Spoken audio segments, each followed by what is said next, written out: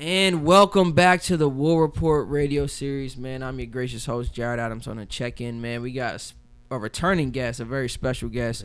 Say something to the mic, man. What's going on, everybody? What's going on? Appreciate you having me back. This is Rashawn Davis in the building. We got Zaybro in the building, mic'd up. He's off camera right now, man. I'm very happy to.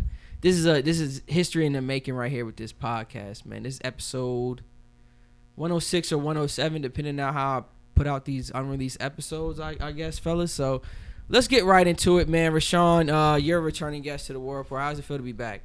It feels good, man. I mean, the first time I was here was a few years ago, I think, when y'all were just starting. So, like, it was still definitely small. And I got to say, man, watching you over the years grow this and watching the team around you grow this, it's been special, bro. I feel like these outlets are necessary, man. So I'm happy to be back, but I'm also just more proud of what you've built here, bro. Oh, man, I appreciate that, man. Zaybro, mic'd up in the back, man. Please say something, man. Bless the microphone, man. How's it feel to finally be on the War Report mic'd up? We made you do it.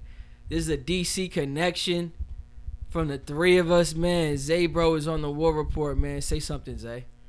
What's going on, world? You know what I'm saying? Zay in the life checking in.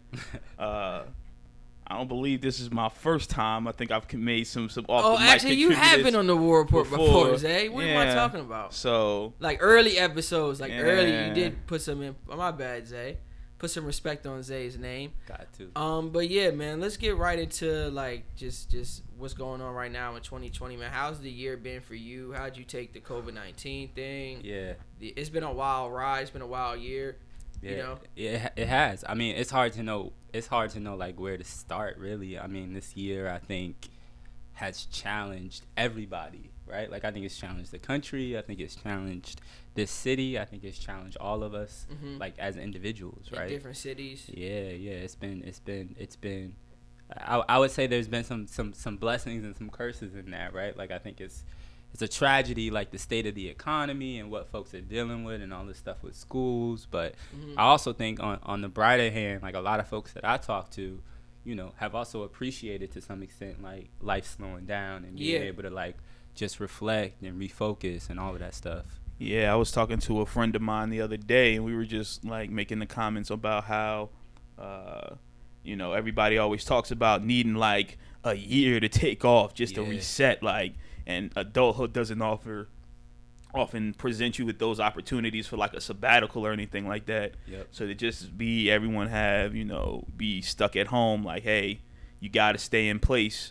So figure out, you know, I feel like a lot of people have taken up on a lot of their passions and talents. Yep. And so, yeah, there's definitely a blessing in that. But, you know,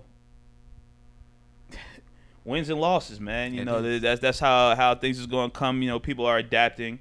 You know, I couldn't imagine, you know, some of the struggles that people are going through. But, you know, people are figuring it out. You know, they've got each other to depend on, hopefully.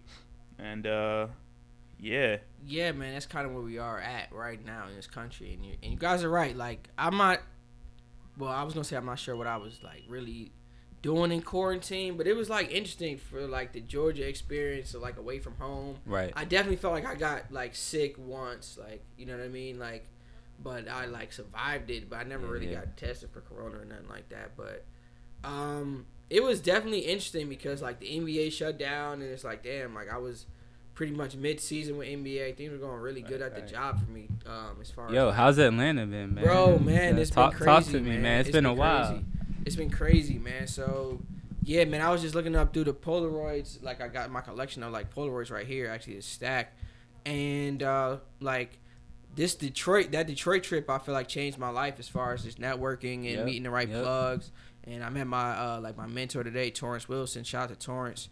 Like, in Detroit. He kind of remembered me from the last year of the conference. And it was just right place, right time, right energy, right connection, like destiny. You know what I mean? And then, I remember how that shit lined up for you. Because you was like, before you even went out to Detroit, you was like, I'm moving to Atlanta before the end of the year. And you was like, you real talk, you said August. And I was like, man, it's July. How you going to move in August? Then he took that trip, came back, was like, I got a job, so I'm out. And I was just like, well, damn, like, if you say you're going to do it, you're going to do it. That's something I always appreciated about you, man. Yeah, real talk, man. Like, I really packed my things, you know what I mean? And just with the right connection, you know, my mentor, he just kept his word, was solid. And, bro, if you believe it not, I was in the TNT building within, like, 4 days of being in Atlanta. You know what I mean? And it was just crazy. I remember I had my birthday party. It was like right before you had left. Yeah, I remember. Yeah, I remember that. And we had talked, and you was like, "Yo, I'm going to ATL," and I was like, "For real?" And he was like, "Yeah." But bro, that's the thing about life, right? On the other side of our greatest fears are our greatest wins, and so like sometimes you just got to take that leap, man, and sometimes it works out, bro. And so that I'm glad that happened for you. Yeah, man. I must say, you know, there have been a lot of ups and downs. You feel me? As far as my journey in Atlanta, you know what I mean? Like a lot of nights where I was just like, man, it's got to get better than this. You know what I mean? But for now, in just 2 years to see it going so well now, it's like, man, like Corona definitely put me in a position, really just taking a break from things to like get my finances situated because of the whole like the money that was pretty much infused into the economy. Like, I saved my bread, you know what I'm saying? So now I'm just sitting up on top after making a few plays here and there. Like, damn, you know, like life, I can make even more money than this, you know what I mean? So it's good right now, man. So I'm just happy to be back here in Newark, New Jersey, man. Happy to have you back on the war report, man. Let's get into some politics, right? In the economy and Trump and how do you feel about Trump's response to the coronavirus, first and foremost?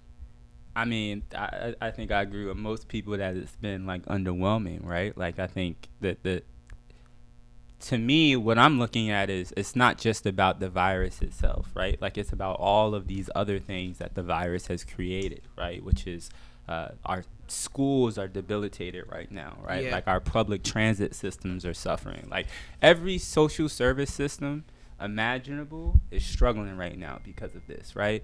And to me, it's about like, how do we get the money that cities and states need? And that's like, you know, that's being debated in Congress. It's a stalemate, and you know, we just need a president that's going to step in and say like, this needs to happen, right? But I think, you know, I mean, we already know what's happening in the White House, and so like at this point, it's kind of like, let's not even focus our energy there, because we already know what's coming from there, what's not coming from there. The reality is like cities like Newark, right? Cities like Baltimore, cities like Oakland are suffering right now, and the question is like, how do we fix that? Yeah, and it's interesting, like me being back, right? I'm thinking like I'm driving around, and I'm like, man, like it feels like COVID really slowed this place down a little bit. You know what I mean? Like, and not to say like Newark was like this fast bubbling. It's pretty fast. You know what I mean? It's pretty fast paced compared to other areas for sure. You know, and it is like definitely a city vibe. Yeah. But I just like the COVID thing for me when I come back now and see how open Georgia has been and Atlanta has been. Yeah. I come back now, and this place just looks like a ghost town sometimes to me. Yeah. And it's just like, if nothing is going, that's why I was just talking to my dad before we started the podcast. They had finally put the rims up on Springfield Avenue courts. Yep. And it's like, when you're driving past there and there's like no like hoop on the court, it's like debilitating almost to see that.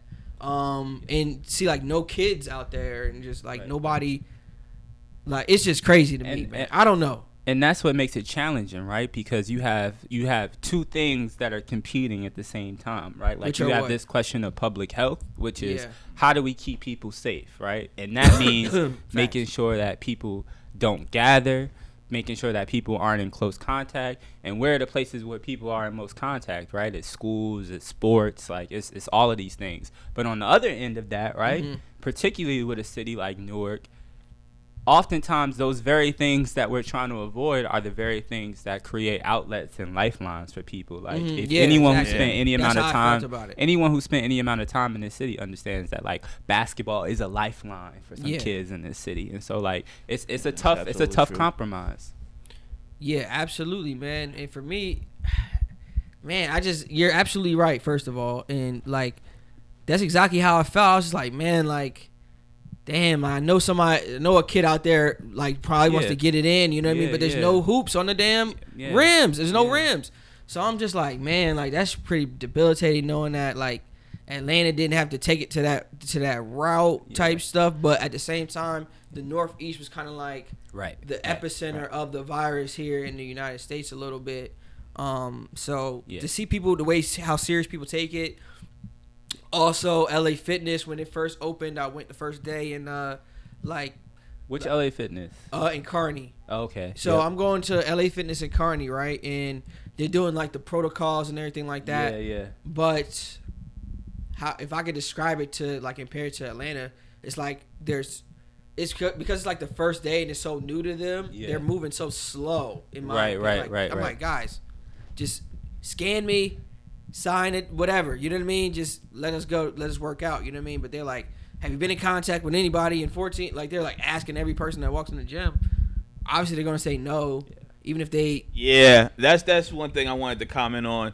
Like I feel like the protocols that are in place really just are a gloss over for like public perception. Right. Because absolutely. Like I've traveled on an airline and it's like if you put yes, I've been in contact with someone in the past 14 days, they're not going to let you on the airplane. So why would you put yes? Yeah. Like people are just like so I feel like it's been a mixed response overall. Just because on one side there's what you have to say to the people, and then there's the other side of what people are going to do. Yeah. You know what I'm saying? Well, a lot of that has little to do with like, I mean, some of it is like we want to keep people safe, but questions like that are all about liability for the company, right? Like whether you lying or not, like the company, if you get sick at my gym, I can say like, listen, these people signed this thing that said they weren't in contact, and so like we did our due diligence. We asked the question whether someone lied or not. That's it's not our on us, fault, right? Yeah. Whether it's an airline or a gym. So a lot of that is to protect the company itself. Yeah. But some of it also is just like, we just don't know how to do this. Like, we've never been in a situation like this. So what is the right way to do it? Like, how do you find out if someone's been exposed? How do you get people to answer truthfully? It's hard. Yeah. Nobody in New York State, I actually flew into LaGuardia, and they had like a thing that they wouldn't let you off the plane until you like signed it, like, you know what I mean? Yeah. Just like, man, this is crazy. Like, this is a crazy infringement upon like just the daily freedoms that we kind of took for granted, in my opinion. Like, damn, like this how they treating us now. Like, it's almost like it's serious. Like, the tracking of the people is what I just didn't appreciate. Right.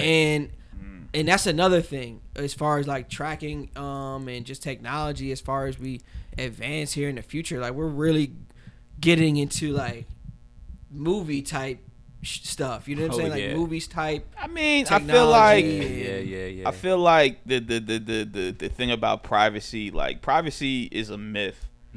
Like at this point, if the government wants to look into your shit, they're gonna look into your shit. Everyone knows that. They have the means to do it. They have the technology. The only thing they have to justify is how to do to bring you to court upon. You feel me? But like, I think everyone's always embarking upon like these things of, you know, personal infringement, and it's like, bro, your infringement's already pretty much gone. You just living in a world that you don't really exercise them. Yeah. Facts. So Facts. I definitely agree with that. And yeah, man. But let's talk about technology and where we see it going forward. So like, how far are we from like flying cars? And they got flying cars. But how far are we from like actual implementation? Implementation from flying cars, you think?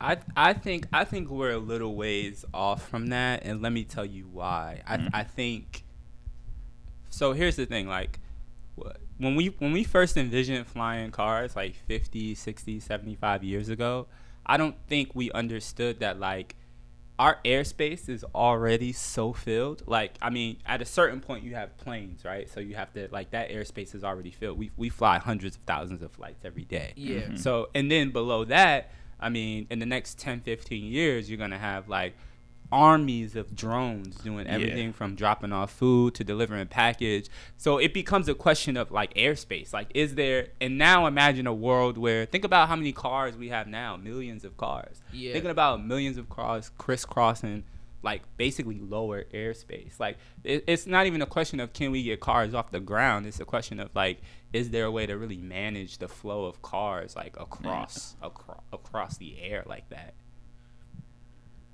You bring up a very interesting point. Here's my thing about that, though. Here's my thing about that. I agree with you. I agree with you. And that's definitely a conversation that's going to happen. Right. But if the technology comes out and it becomes more accessible to the people going to want it, and they're going to figure out a way. They always figure out a way. True. They will force those streets through the forest. True. You know what I'm saying?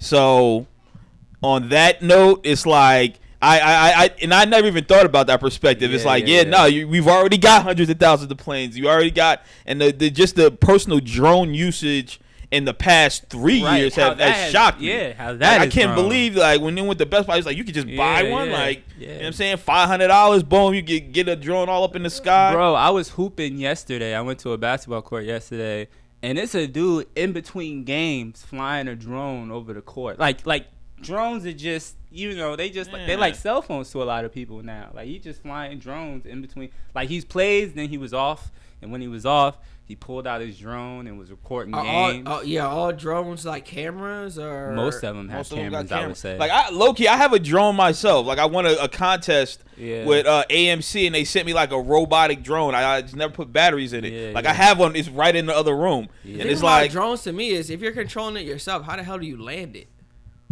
What do you mean? Like, you have a remote. Yeah, I feel like I crash the landing every time. That's why I don't ever get a drone. I mean, you learn over time. You guys really think drones are, like, how active will drones really be? Because I don't really see drones in my day to day. I think they'll be really active. Here or Atlanta, for real. For real. Listen, I don't ever see like a drone dropping off anything right now. Well, not yet. They're still in Amazon, and the FAA are going through some vicious litigation right now to try to make that shit possible. They shouldn't be able to fly through the air like that. I don't think they should drop off. You don't want your Popeyes dropped off by a drone? No. Just not really. Dropped on your door. It'll be quicker than even like Uber Eats or something. Like, it'll be like 5 minutes. It'll be 15. Like sending a home pigeon. Like, just straight to you. As soon as it's done. Fly it off. Put it in the thing. Put it in the box. Close the box. Yeah. It picks up. It flies off itself. They're gonna have technology to do that. Some would say it's better for the environment. I mean, cars use up so much fossil fuels. Like, maybe drones who just run on charged batteries be better for the environment. I'm afraid of drones just dropping stuff off. Yeah, nah. See, that's the thing, though. Like, if you allow people to just drop off stuff like that, like, people gonna start dropping off like bombs and. Yeah. Now I'm worried about the weaponization of personalized drones. Like, I feel like that's gonna be a thing. Yeah. But because think about this, I've said this on Twitter millions of times. Like, drone bodyguards are gonna be a thing, and. You know how they put shit in movies before? You know how they put shit in movies so they can try to ease the consciousness of public into it? Yeah. Think about the last Spider-Man movie. Okay. All right? The whole premise of there was a couple. The villain, Which one? There was a couple. The one in London. The one where they went to with Mysterio, and then when they went to London, that was a good Homecoming. Yeah. The whole concept of the villain was using drones as like personalized weapon systems. Oh yeah. And I know it started off as personalized weapon systems. What's the Netflix show? The Netflix show that's like sci-fi. It's kind of Black Mirror. Tech. Yeah. Black Mirror. I remember Black Mirror had an episode about like really small miniature drones, like kind of doing something similar. So. Dang. Yeah. That's crazy. Yeah. But it's that coming movie was though. really good though. That was a great Spider-Man, by the way. Yeah, they did their thing on that one. What was it called? I'm like, it's Homecoming. Spider-Man Homecoming. Great movie. Yeah. So, drones is a no-no for me. I'm sorry. I can't do it. Unless, I did see on Twitter one time, it was like a helicopter / drone that could fit like an emergency. Say you're involved in a car accident. Oh yeah. It'll pop up. It'll fly to you ASAP. Listen, pick you up in that John, and then you fly your ass to the hospital hella quick.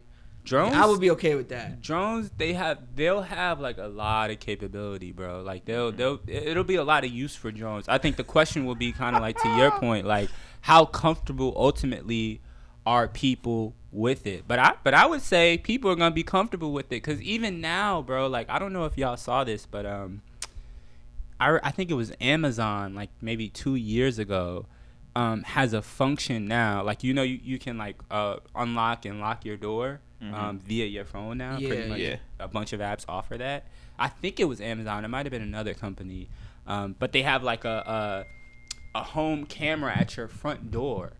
And they gave you the option of like unlocking your door and allowing like a post person to put the box at the front of the door and then close the door if you didn't want the package left on your front stoop. So like people, my point to say that is like you would be amazed at what people are okay with.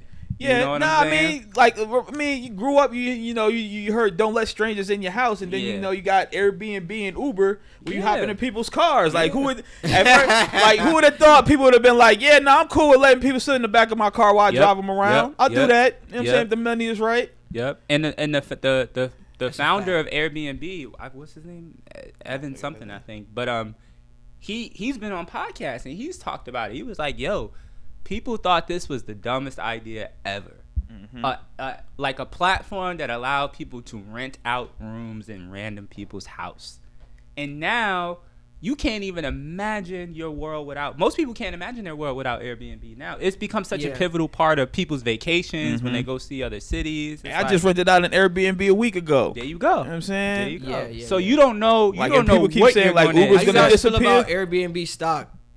If they ever are they public or what? They're going. They might IPO this year. Yeah, No, they think they just filed for an IPO. Yeah. How do you guys feel about Airbnb Rushed. stock? Rushed, but I mean, see, gotta here's think the about thing. it. I feel like certain things get weaved into the fabric of society. Right. You know what I'm saying? Like Airbnb and Uber. Like before Uber, I remember trying to catch a taxi. And it sucked. Yep. I'm with Uber all the way. Yep. You know what I'm saying?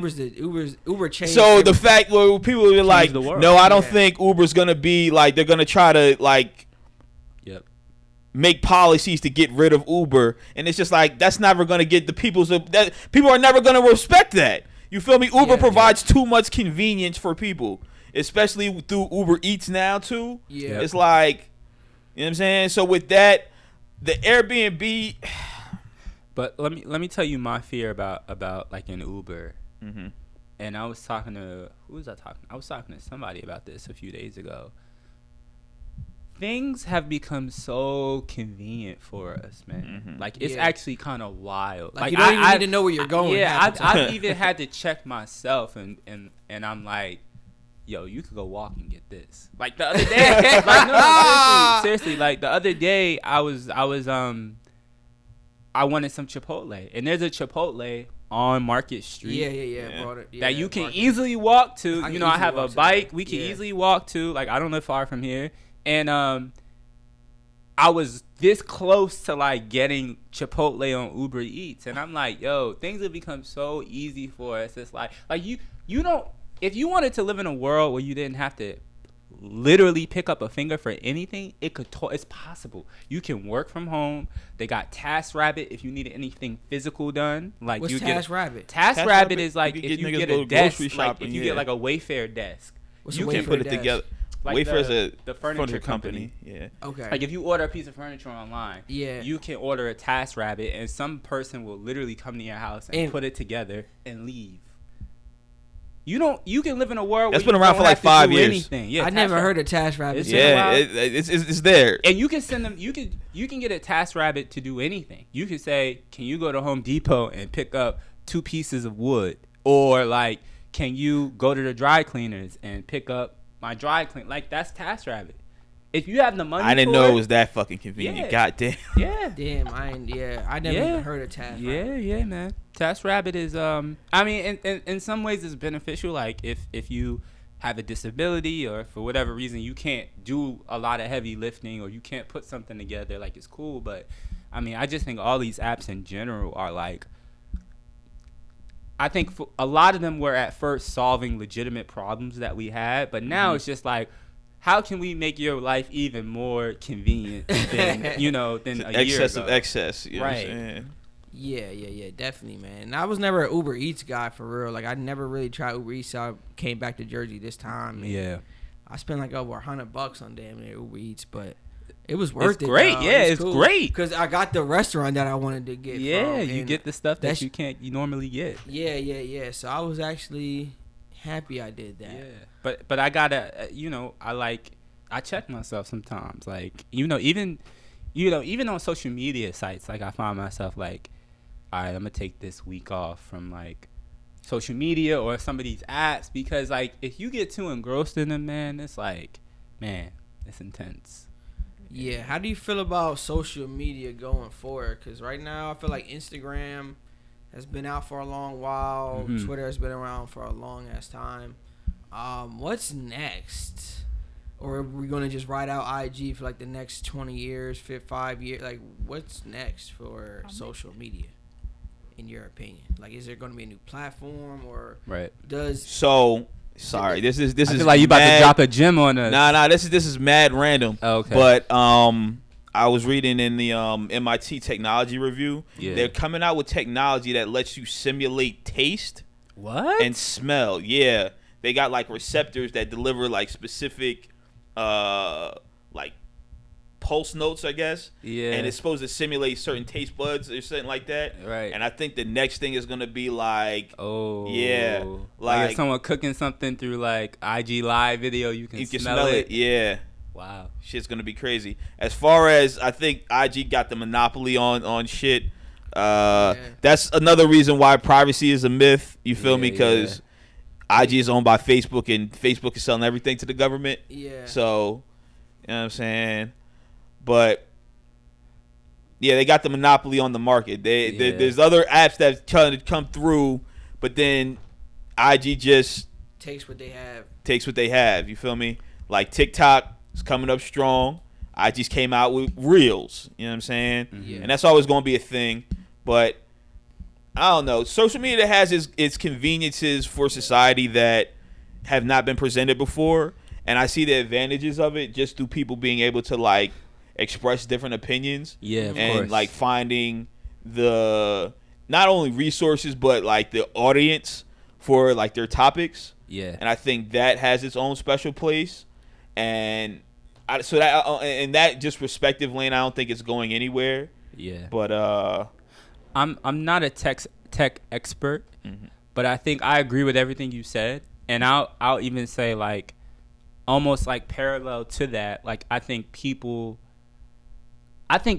appetite for like really large scale, massive social media networks is like not as strong as it was 10 years ago, just because there are so many. So I also think that like there's gonna be a desire for people to have like almost like more personal things. Like okay, so for example, like a friend of mine was talking a lot about like Pinterest and how people love Pinterest because it's just a lot of less noise on Pinterest. You know what I'm saying? It's just like you're bored. I'm not even entirely sure how it works, but I know you have your personal pin board and like it's just quiet. You know, it's like kind of like a quiet. And I think people are gonna want something with like, I just feel like people are gonna want something that's a little bit more personal, a little bit less noise than like Facebook, Twitter, Snapchat, Instagram, TikTok. Yeah, I mean, even I've personally like minimized my social media like output. Yeah. Just in terms of the content that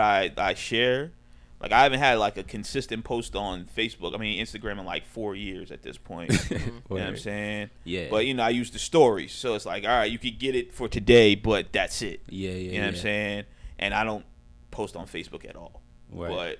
But like Twitter, I'm on Twitter crazy. Right. You know what I'm saying? So I feel like people already have their unique ones that they like favorite anyway. Of course.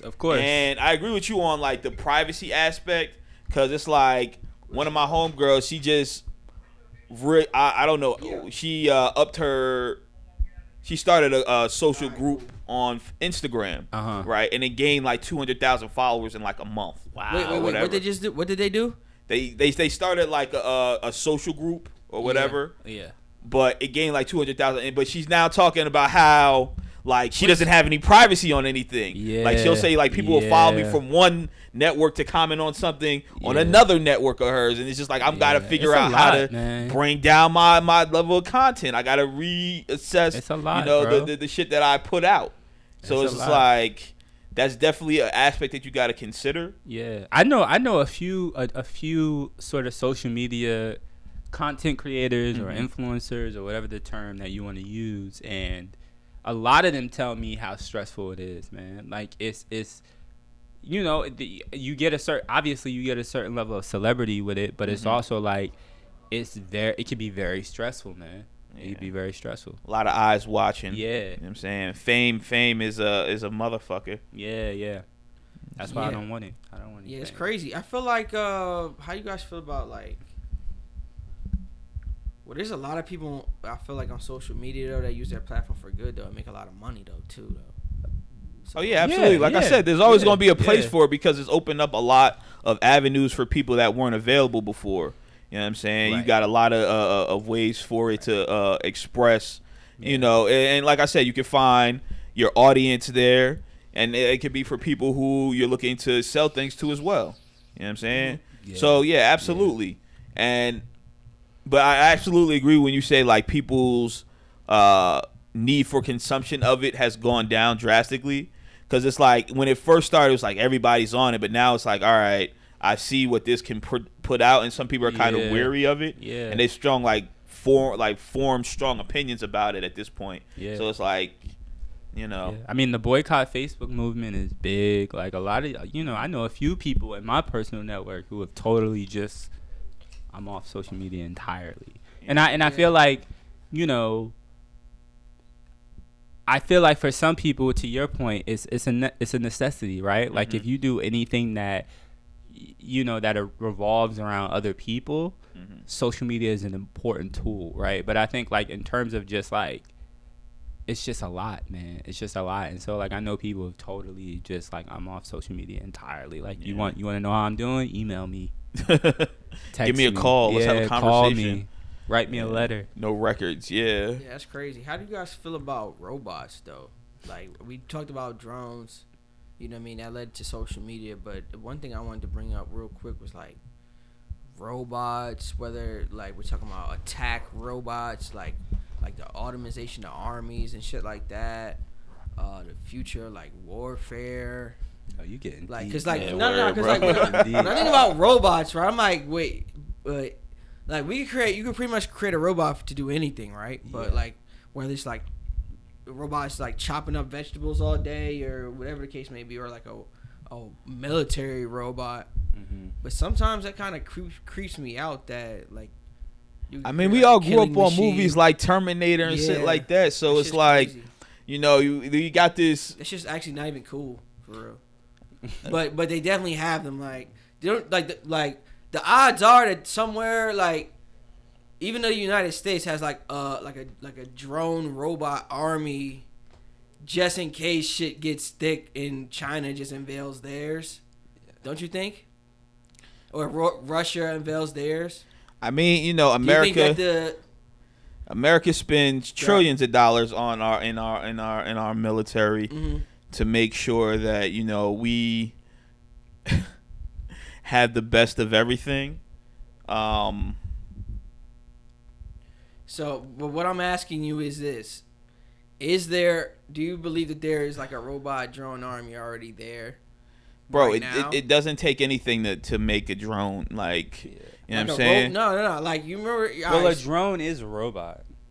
A drone is a robot. I'm talking about like robots. I think robots as I. You mean like iRobot robots? Like iRobot robots. I think that's still a little ways off. Yeah. You see fully functional walking around robots, but technically, a robot is synonymous with automation. So there are already like computers that are robots. There are already like a lot of automated systems, whether it's in the military, whether it's in the workforce or whatever. So that ship has already sailed. Yeah. I think in terms of like, if you're talking about like human rights and warfare and things of that nature, I do think that there's gonna be a larger conversation, probably like revolving around the UN, that says like, what exactly are these tools? What should be the limitations on them? Mm-hmm. Like, should these tools have, what kind of discretion, if any, should these robots or automated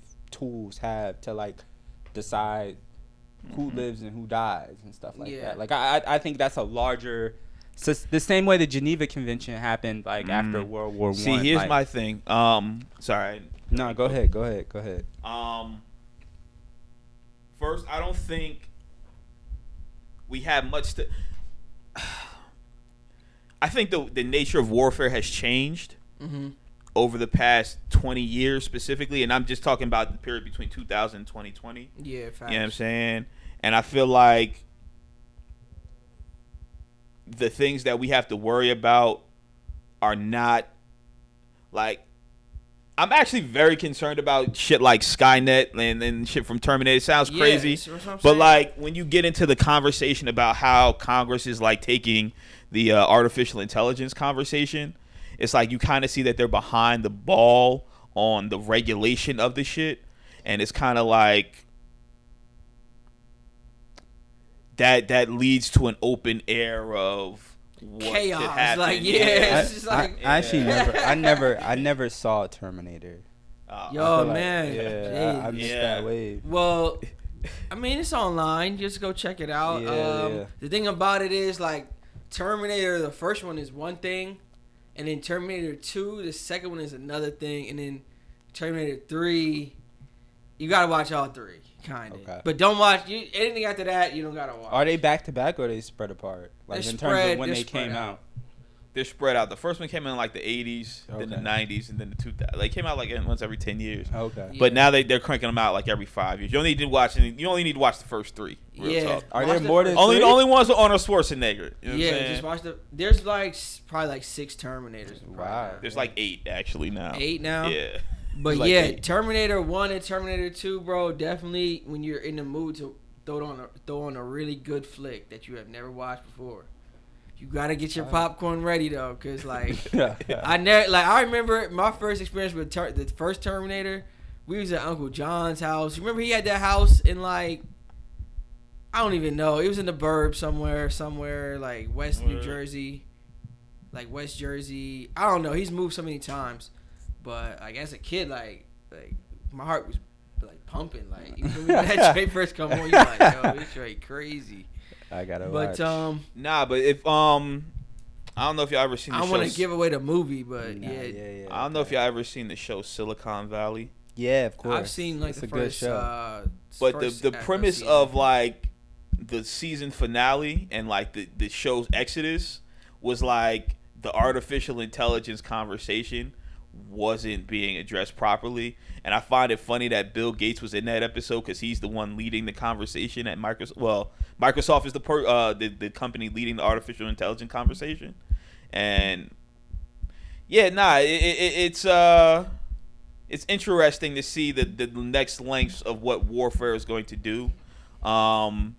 They're definitely the concept of having computer controlled unmanned vehicles of warfare are kind of like outside the scope of what are currently being like debated at like the Geneva Convention. Or at the UN, and I think that those conversations need to be fast tracked. Yeah, because what's being and this sounds crazy coming from me, but I only know like the base of the conversation. Yeah. That's what I was gonna say. I think a lot of it too is like I would say 99% of people aren't really aware of, including myself, aren't really aware of what this is. Like we know like artificial intelligence, maybe like the baseline or base definition, but like we don't really think about it. People have been doing this. People have been working on artificial intelligence for 30 years, bro. So it's like it's way deeper than I think like I understand and like a lot of people understand.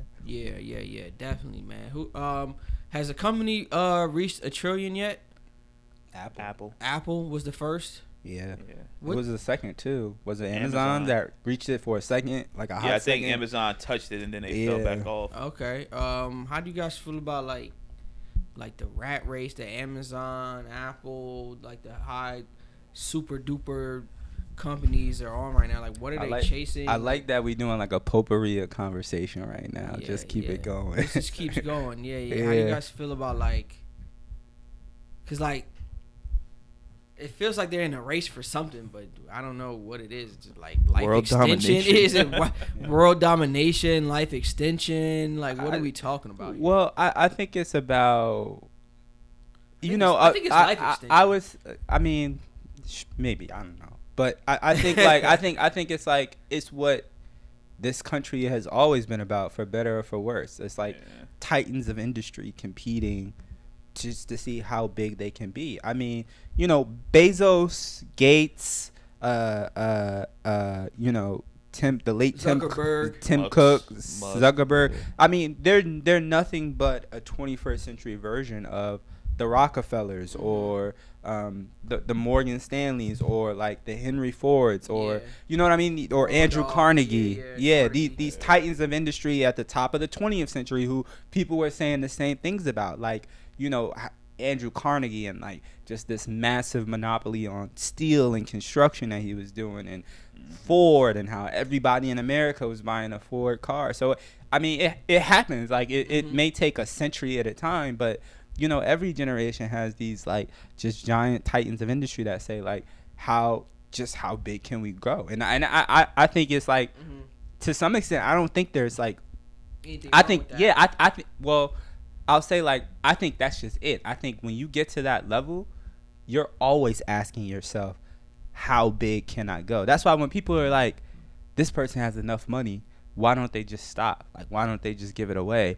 And I think the mentality of people who have achieved the things that like a Bill Gates or Jeff Bezos has achieved, like their mindset is always about how big can I go? Yeah. I agree with that. And that's I feel like Bill Gates is definitely on world domination. Bill Gates. He's already done it. Yeah. 90 before Apple, he had 98% of the software market. Some crazy number like that, like 98% of the software market.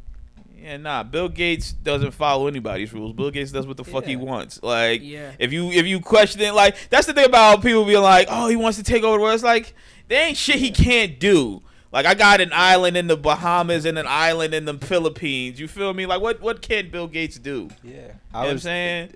Like, they talked about this on the show that I watch on Netflix called I think I know what you're gonna say. Yeah, but he basically circumvented a whole government system to get like some type of ordinance for like one of his buildings. It was the mind of Bill Gates or something like that. It was like a doc that like followed him around for a few days.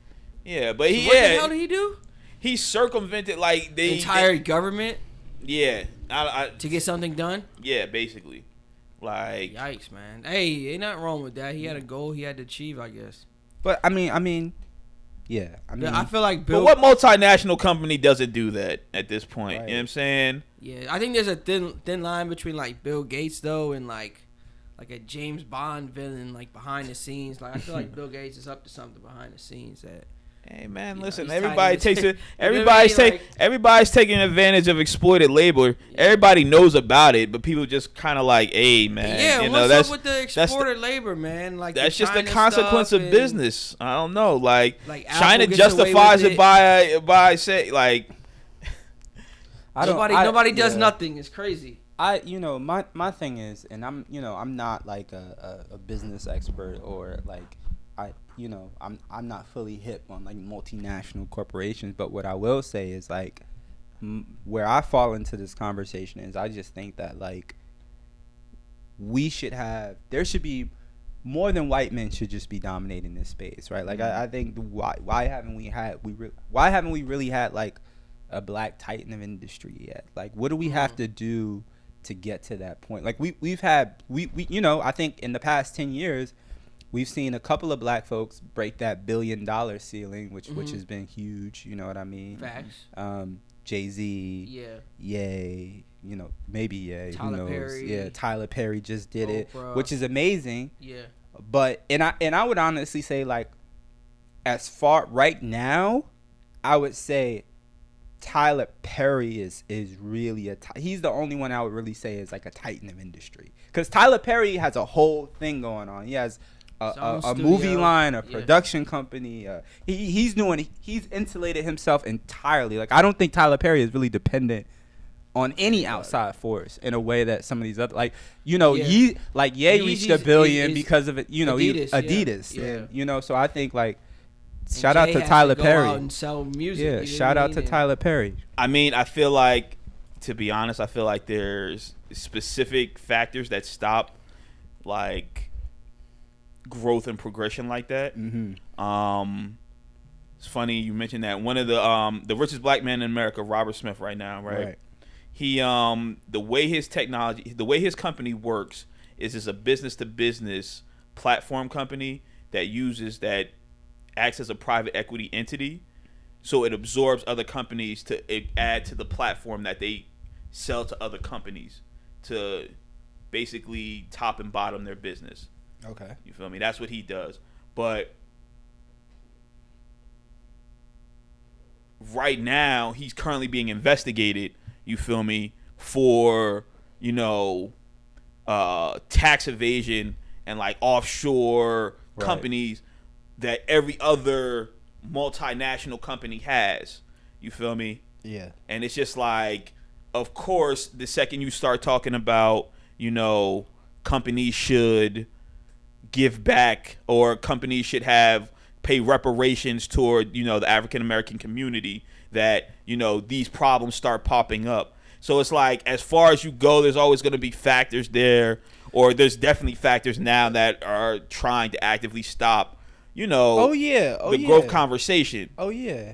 Even as a black billionaire, I mean, there are still ceilings that you have to break. You know what I mean? Like, there's still probably, even if you're a black billionaire, there's still probably these curtains and these ceilings that you like, I didn't even know these existed. Like, once you hit that $1 billion mark, you enter a room and it's another room with another door, and you like, how do I get in that door? So, it never stops. But my point is just that, like, I feel like it's got to be more, man. I mean, the fact that we can still count on our hand the number of black billionaires is problematic for me. Like, why is it only five or six, and why do they have to rap? Or, why are half of them concentrated in entertainment? Not to say that there's anything wrong with that, but to say that, okay, we know that we have penetrated the entertainment industry in an important way where we're valuable, and we recognize how to make revenue off of that. But what about all these other industries? I mean, we making waves. We just got to keep it quiet. Like, we got to keep it quiet till we right at the ceiling to kick it through. It seemed like, because, there's a lot of people doing their thing, but not at that level. Yeah, not at that Titan level. And what's the next industry you think will have the next? What's the next industry that you think we'll see a black billionaire in? Probably some type of streaming platform. Okay. Some type of it could be something new though. It doesn't have to necessarily be music that we're streaming. It could be like something else. We got to see more in athletics. It's surprising to me that, still in athletics we only have Jordan, who's that's like the $1 billion, who's barely there, but like I mean, got $1 billion. He keeping his stash though. Yeah, but like where the rest? He's the only owner though. The only owner. There's no black NFL owner. He's the only NBA black owner. Nope. Yep. So I think it really just shows how far black people are behind. Because I think like socially, like a lot of black people are doing. We be chilling half the time. Like, you know what I mean? Like all the media narratives that are all negative. I know a lot of black people that just chill and just raise their kids and do whatever. But it's not a lot of black people that's really like going crazy, dummy, stupid. I feel like what like it's I feel like it's gotta be something new, something fresh. Black people really just gotta trust each other more, to be honest, because we already have the outlets to. Because think about this, right? Say, like the NFL, right? They got various TV networks. You feel me? They got a distribution. They got stadiums. Okay. You feel me? So think about what they need in order to make that league work. You feel me? What can an African American have in those situations? Like The Rock Johnson just bought the XFL, right? Right. So he already has the structure. You feel me? Now he needs a network. We have networks. You feel me? We just have to support them. And I'm not talking about BET because that's owned by Viacom, but maybe Oprah's network. Tyler Perry, I think, has his own network. And we would just have to generate the ad dollars to those specific sites. But then, people are going to have the conversation about, well, why should those two people get it and not, I don't know if unity and integration is what black people really want. One thing I'll say too is that I think, and even from my perception, like when we think about black wealth, oftentimes we think about people who are already in a position to make a big play, right? Like whether it's somebody like LeBron James, because he's made hundreds of millions of dollars in his career, he's in a position to make a big play. But my thing is like black wealth, when we talk about creating maybe not billionaires, but creating millionaires, that really happens at the local level. I mean, black people every year, we have $1.9 trillion in buying power every year. And I remember my uncle, he sent me a study last year, and I could be getting these numbers wrong, but that like $1 in the white community lasts, I think, something like 37 days, which means that a white person spends $1 at a business that's often owned by a white person. And then I think it's maybe like 7 or 11 days in the Latinx community. And I think for black people, it's an hour. And so we have to ask a question at even the micro level, like, and I asked that question to myself, like, where are we actually spending our dollars, right? Like, and I understand it's hard, right? Because it's so, like, even in a place like Newark, right? It's so easy to just go to Walgreens or go to these, these bigger stores. Like, I just need this. Let me get this. But, to your point, there are black folks who are starting businesses in everything, right? Like, there's a black-owned laundry company that's kind of doing some numbers now, black apparel companies. And so we got to ask the question as a people, like, how are we spending our 1.9 trillion every year? Like, are we doing our part? Because that's how you think about some of these restaurants that have like grown, like a Chipotle, like a Sweet Green, like Sweet Green, which is in almost every major city now. That started with one store in the college town that I was in, Georgetown, and they grew because their community supported them, right? Their community was a little bit different than ours, but their community supported them, and they went from 1 store to 3 stores to 5 stores to 50 stores to 100 stores. And so, like, can we do the same thing? Like, whether it's the look good, smell good guy, or whether, how do we do that, Yeah. Damn, that's so interesting, bro, because, like, and you're absolutely right. So I feel like Atlanta definitely has, like, I'll tell you what happens. I'll tell you exactly what happens.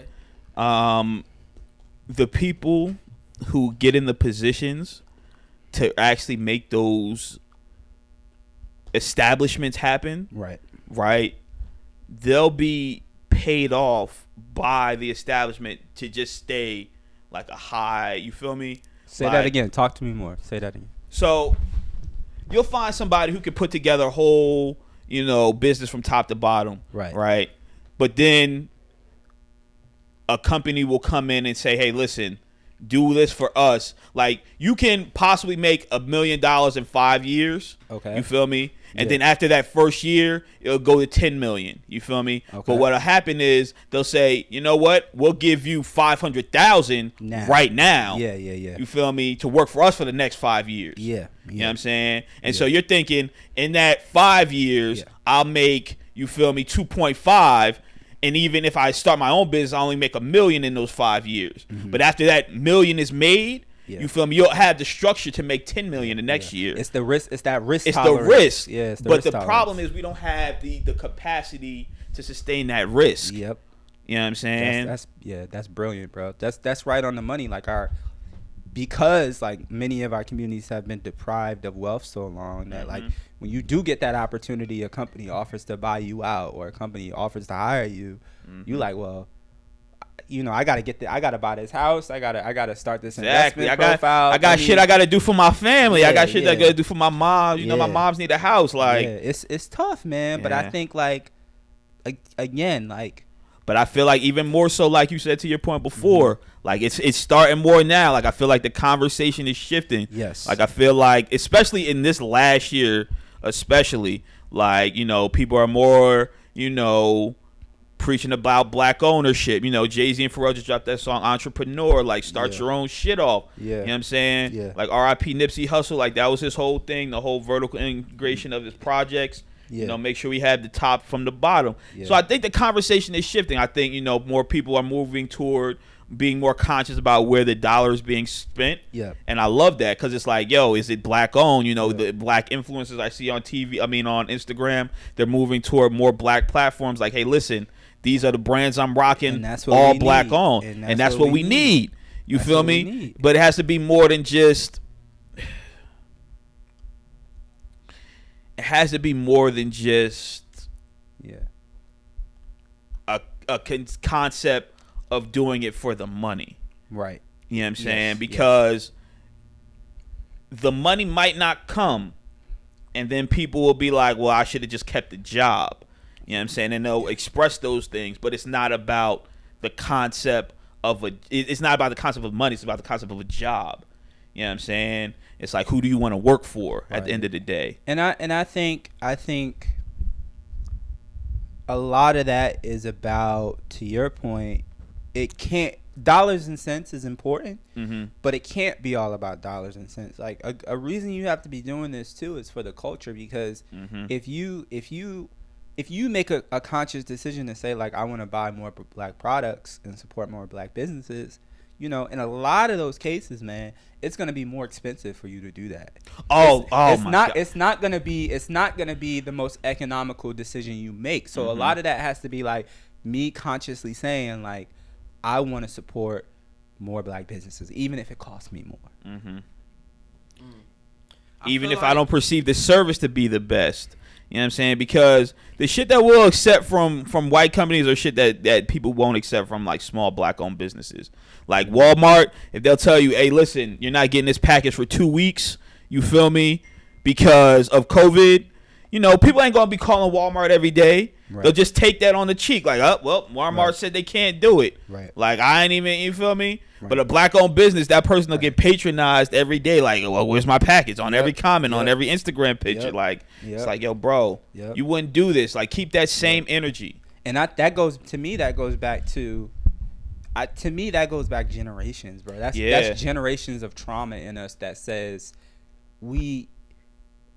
it's this thing that, like, you know, there, I mean, not to get too deep here, but there's a professor, I forget his name, but he talks about, like, this concept called collective trauma and collective grief, and how, like, some of these things are passed down to you through generations unconsciously, right? Like, so all three of us in the room, whether we experienced really, really intense racism and segregation ourselves, a lot of that trauma is still passed down to us subconsciously. And so for me, like, I've heard those comments, right? And when I hear comments like that, the first thing I think of is, when I was a kid, my grandfather always telling me, you gotta be better than everybody else. You gotta demand the best, right, of yourself and of your friends.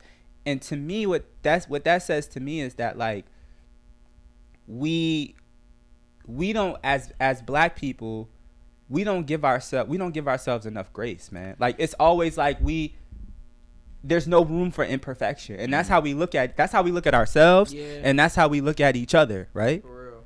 There's no room for imperfection. Like, this should be better than this. Like, that's how we do it when we step into a black-owned business. Yeah, that's what I was saying before. Like, black people really just have to trust each other. And I didn't want to get too deep on it, but it was because, like, because we've been prepositioned through years of you know, not having, like, not even that, just targeted. It's not even it's targeted. It's like, it's by design.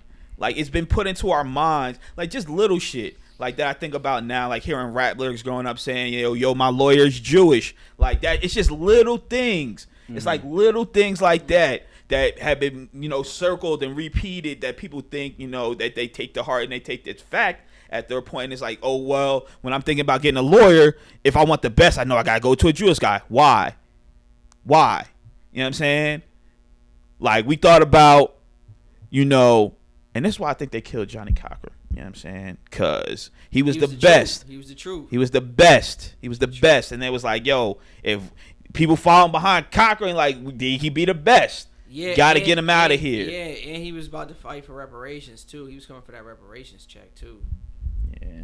So, rest in peace, Johnny Cochran, man. There hasn't been nobody that has even touched the guy, his legacy ever since he's been gone, which is kind of sad as far as black lawyers go. Especially if you consider the amount of police brutality there is now. It's almost not that it. Do you think that there's more police brutality now than in the 90s? No. I just think we see it more. One, we see it more, and I think we have a way of measuring it than we did in the 90s. You got to understand that, like, at this point, 1990 was 30 years ago, bro. So it Fuck. Right. Fucking crazy. So a lot of the capabilities that we have now in terms of tracking these things didn't exist in the early 90s, man. When like plus we a lot 30 of years of statistics. Yeah, when a lot of these cities were at their apex of crime, even though some people are saying things are going backwards right now in some cities, but yeah. Yeah, man, that's really crazy, man. Rest in peace to Johnny Cochran, man. Shit, what else we gotta talk about before we get out of here? Yeah, but to circle back to what I was saying principally, which is like we desperately need to establish this sense of community and collectivism, and not in a way where it's like,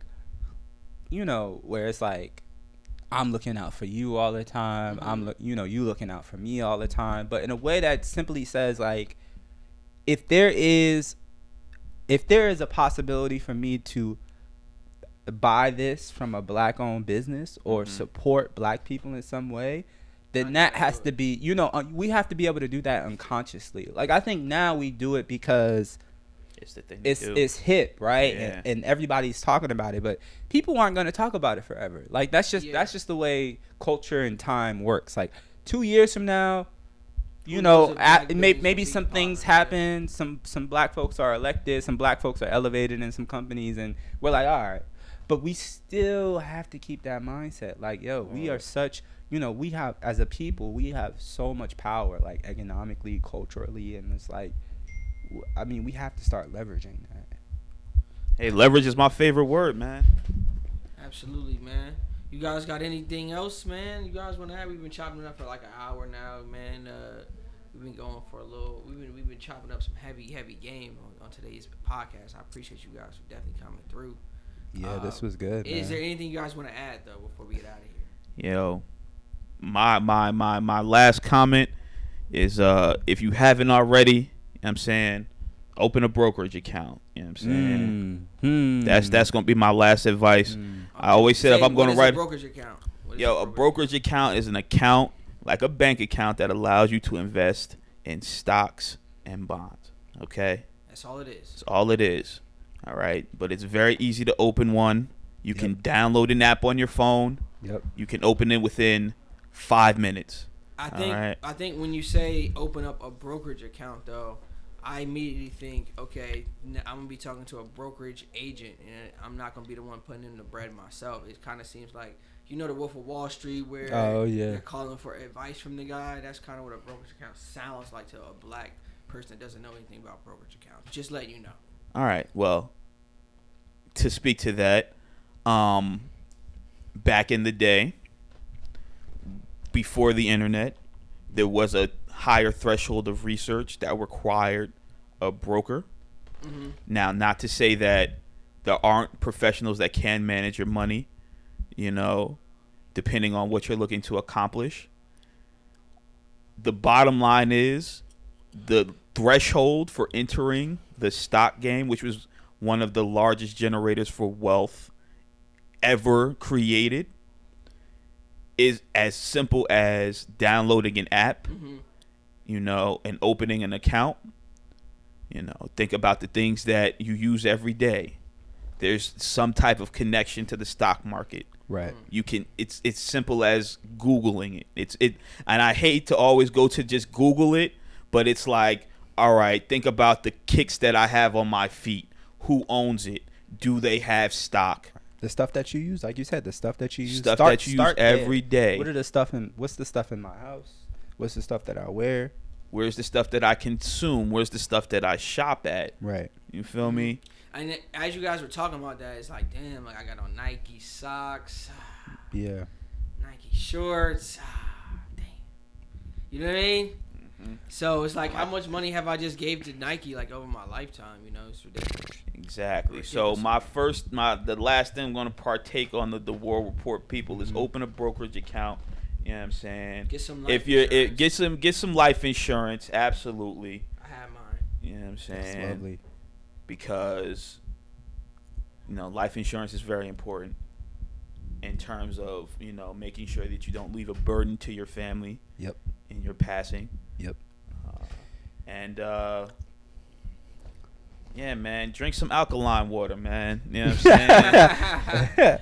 It's the last step. Actually, you know what I'm saying? I was Actually, they don't sell alkaline water at the corner stores here. I'm pretty upset about that. No, they got them in the back. They got the Essentia in the back. No, they do not. I've seen Essentia in corner stores. I have. They got the Essentia in the back in the corner store. I have not. All right, cool. It might be sold out. I ain't gonna hold you. They only get like 10. They only get like 10 every 2 weeks. Yeah.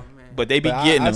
I've seen them in there for I'll be honest, mostly in bodegas in Brooklyn. But I think I've seen them. Brooklyn got the gentrification. That's how it comes, man. I've seen them once in Newark at a corner store. But I think that's all sound advice, brother. And I think the thing that I would say is I come from the world of politics and government, and we didn't talk much about that today. Mm-hmm. But one, make sure you vote, right? And so make sure you're registered to vote. Make sure you know exactly how to do it, especially now with like mail-in voting happening.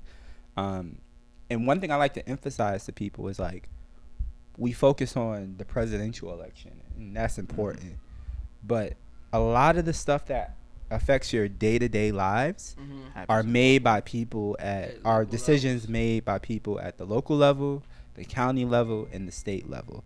And that's the stuff that we forget about. And so you need to come out to your school board elections. You need to come out to your county commissioner elections. You need to come out to your gubernatorial races, because important decisions are made at that level, and your voice needs to be heard. So I would do that. Make sure you fill out your census. These cities need the money, folks. Make sure you fill out your census. Our babies need to be educated. And yeah, second, drink your water, particularly alkaline water if you can get it. Yeah, man, I was very upset. I could not get it because in Georgia, that's all I'll be drinking, man. We don't have corner stores in Georgia. Yeah. Just gas stations and stuff with the little store in there. They always have it. I always choose it. It's the best. There you go. Balance you out. Sorry. One last caveat. All right. A lot of people, you know what I'm saying, shout outs to Rihanna hopping in to the skincare game. Fellas, get your skincare right. All right. We talked about this earlier. All you need, all right, it doesn't take much. All right. You need a cleanser. This is what you need. You need a cleanser. All right. A moisturizer. All right. Some toner. All right. That's pretty much it. Can you tell us what each one really does? All right, so the first one is obvious, but all right, the cleanser, you feel me? It gets all wet, you feel me? All the you know what I'm saying? Gets all the gunky shit off your face that you experience in the day to day. Just laying in your pillow, you feel me? You got dead skin cells all over. You gets that off. You feel me? That's the first step. Is that a morning thing or is that before? Nah, I do this like once a week. This is not. All right, you feel me? Right, Yeah, they'll have some Instagram influencers that get paid by beauty companies. They'll tell you to buy a product for every day of the week. You feel me? You might need a moisturizer. You feel me? It won't hurt you. But get a moisturizer with some SPF 50. That's sunscreen. Okay. Even though we black, we need sunscreen. Don't let them tell you that you're not. Sun beams down us every day, and the ozone layers going to shit. There's no regulations on the shit. So SPF 50 in the moisturizer, some toner to make sure your skin stays tight, And yeah, that and make sure you put it on your neck too. You know what I'm saying? Because you know it's your face and your neck that gets shown in pictures. So, you know what I'm saying? Hey man, we are signing out here, man. This is Jarrett Adams on the check-in once again, man. This episode 106 or 107, depending on how we put these episodes out that are unreleased yet. So follow me on Twitter, War Report Radio, on Instagram, War_Report_Radio, and we out, man. Say peace to the mics, man. Yo, blessings for having us. Peace. Yo, shout outs to you, shout outs to y'all. You know what I'm saying? Peace, Kings.